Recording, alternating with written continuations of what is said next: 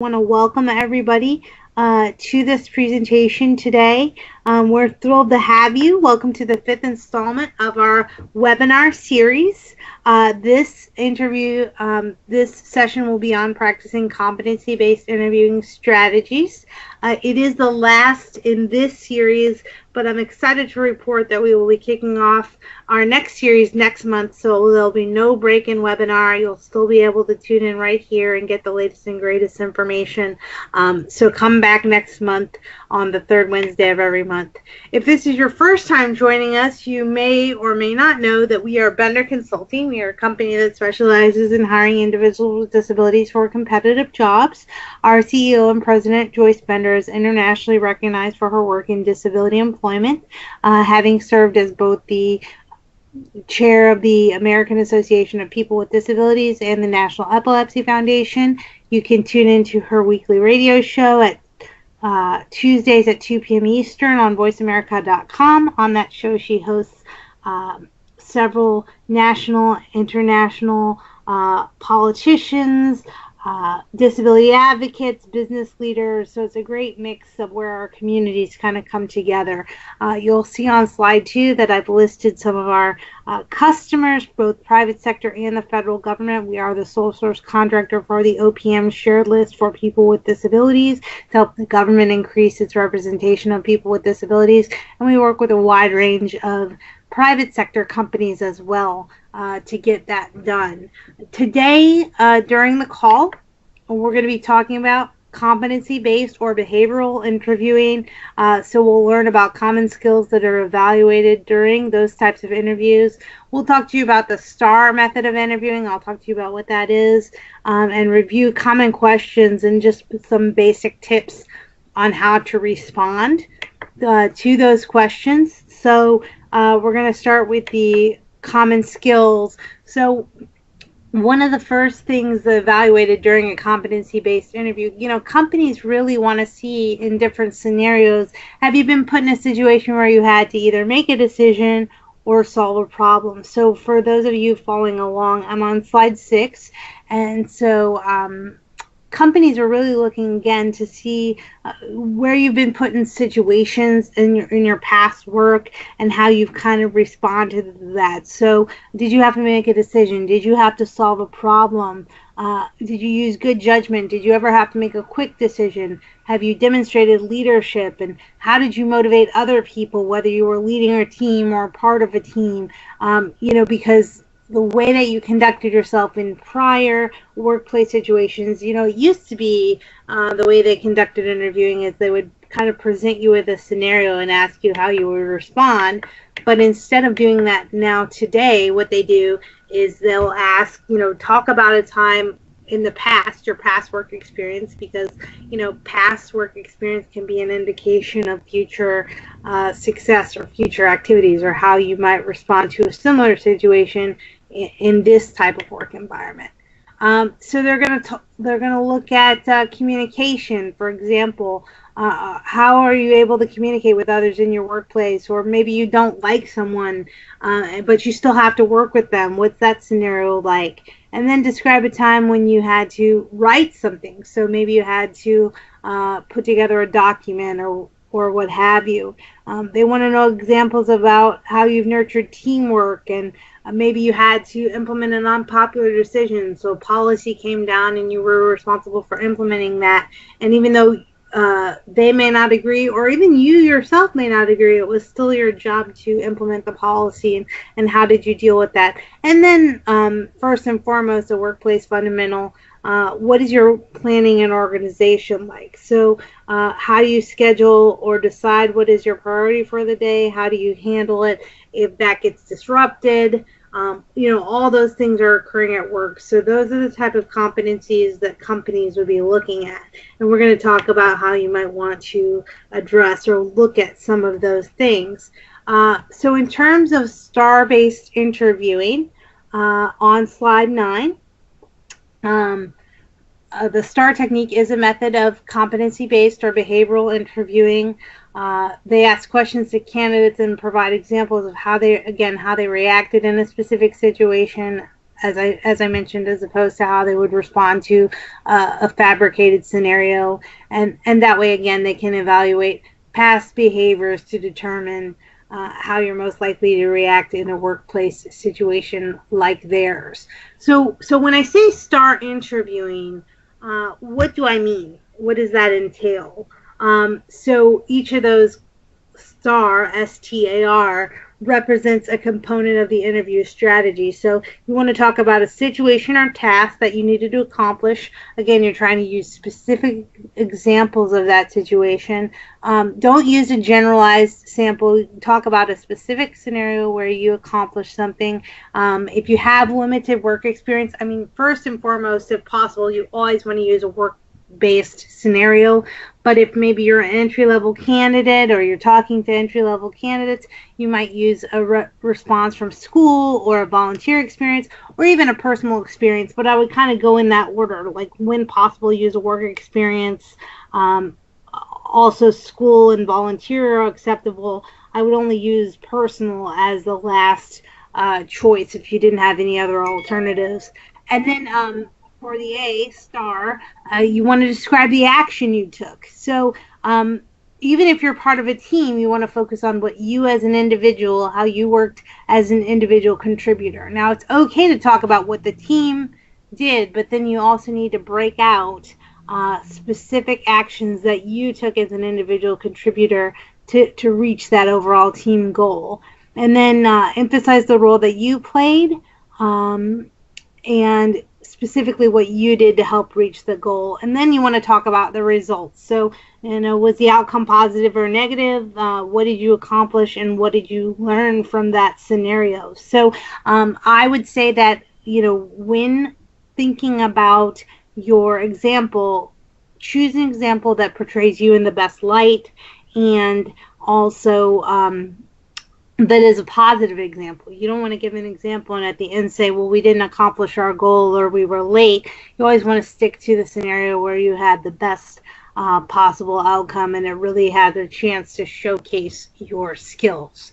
So again, you want to talk about the situation or task, the action you took, and the result that occurred because of the action that you took.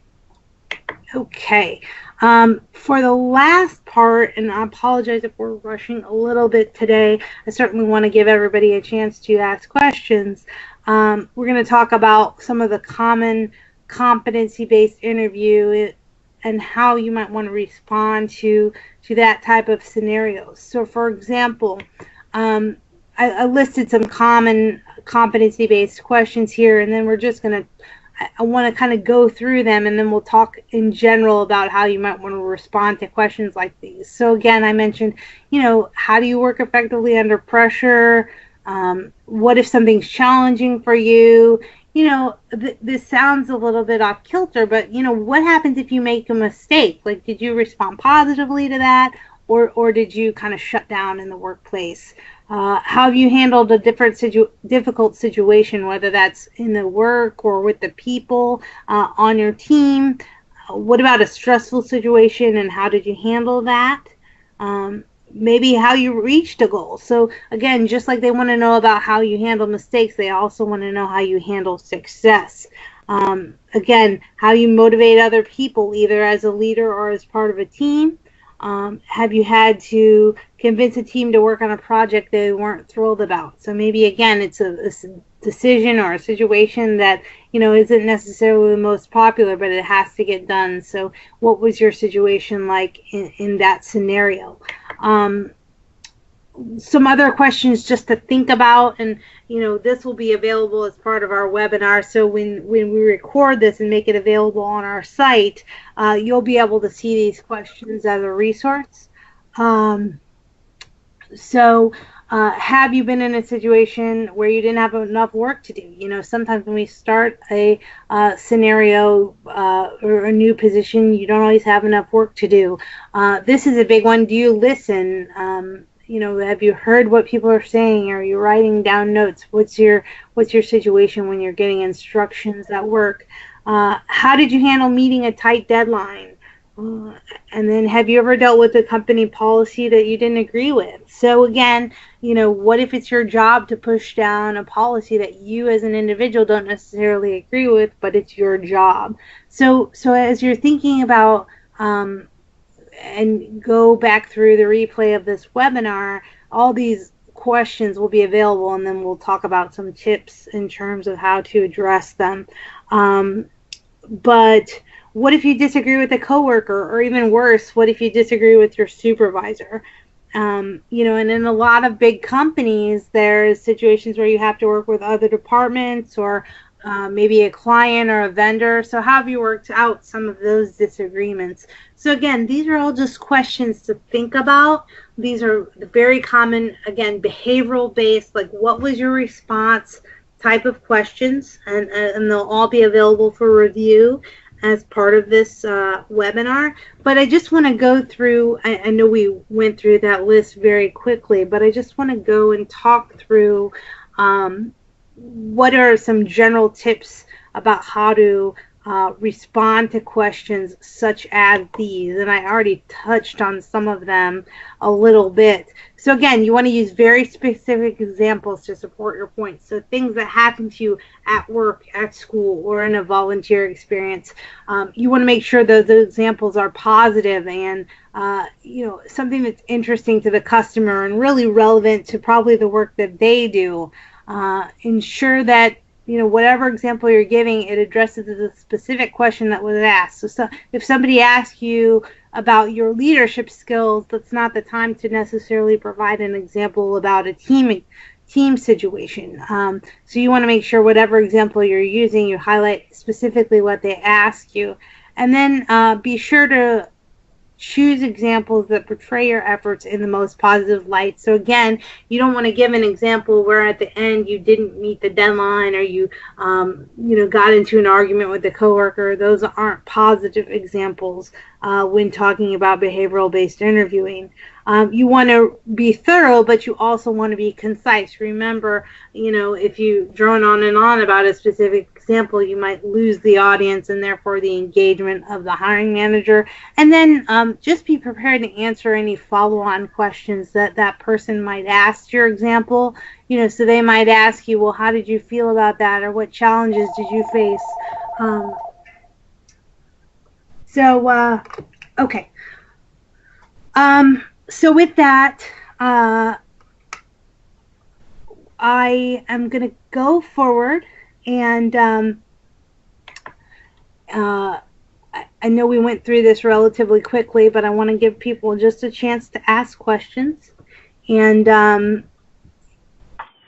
let me know if you have any questions. Again, this will be posted on our website, the replay of this webinar. I'm going to leave posted up my contact information. I'm happy to answer any questions, or via email or today during a call.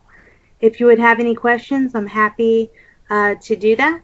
And with that, I just want to open the floor. Do we have any questions from the audience? Yeah, if anyone has any questions, you can go ahead and type them into the chat window. You can type chat questions there, and we're happy to answer them for you.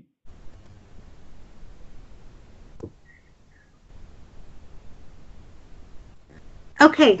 I apologize for my quick exit, but I have to lead another presentation in a few minutes here. So we are going to make this session available for replay. We're happy to engage any questions following the webinar that you might have, or that you might have about opportunities with vendor. We have a lot of great opportunities right now that we're seeking great candidates. A lot of our customers are starting different training courses and so forth. So anyone who's on the call that might be engaged, or knows someone that is engaged in seeking employment, please reach out to us as a follow-up, and we're happy to talk with you about what some of those opportunities are. And with that, Gerald, I would ask that we close the call, and I will look forward to seeing everybody next month. We will have our next webinar on the third Wednesday of the month. So thank you very much, and have a great day. Bye-bye.